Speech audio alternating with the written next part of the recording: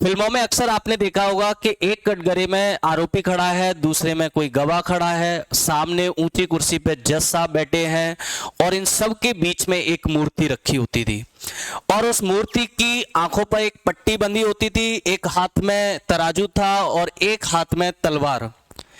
ये अक्सर आपने फिल्मों में देखा होगा कि इसी के आधार पर कुछ संवाद लिखे जाते थे कि कानून अंधा होता है, और ऐसे बहुत सारी फिल्में आपने देखी होंगी जिसमें कानून अंधे होने के ऊपर ही बहुत सारे टॉपिक्स पर संवाद लिखे गए हैं।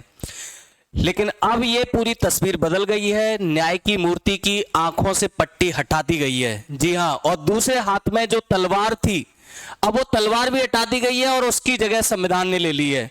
ये पूरी परिकल्पना ये हमारे चीफ जस्टिस डीवाई चंद्रचूड़ जी की है।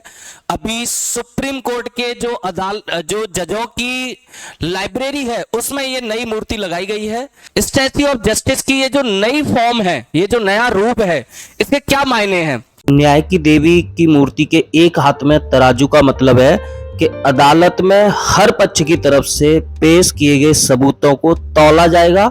इसका मतलब अदालत हर पक्ष को सुनेगी और उन्हें दलीलें रखने का मौका देगी। वहीं दूसरे हाथ में तलवार का मतलब है कानून का सम्मान, मतलब अदालत अपने फैसले के साथ खड़ी रहेगी। अदालत दोषी को सजा देगी और जरूरत पड़ने पर निर्दोष की रक्षा भी करेगी। नई मूर्ति में तलवार की जगह संविधान को थमाया गया है, क्योंकि संविधान ही न्याय व्यवस्था के काम करने का आधार है। जहां तलवार सजा और अधिकार का प्रतिनिधित्व करती है, वहीं संविधान न्याय के प्रति एक सैद्धांतिक सोच का प्रतीक है। संविधान बराबरी, न्याय और निष्पक्षता के सिद्धांत पर चलता है। न्यायपालिका का भी यही काम है। अब आते हैं आंखों पर बंधी पट्टी पर।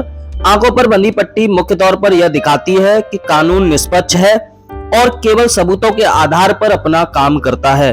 वो ये नहीं देखता कि सामने वाला व्यक्ति प्रभावशाली है या वंचित तबके से आता है, वो सबको बराबर मानता है। नई मूर्ति में आंखों से पट्टी हटाकर यह संदेश दिया गया है कि कानून सब कुछ देखेगा और इस बात से प्रभावित हुए बिना कि कौन सा व्यक्ति किस बैकग्राउंड से आता है, न्याय करेगा।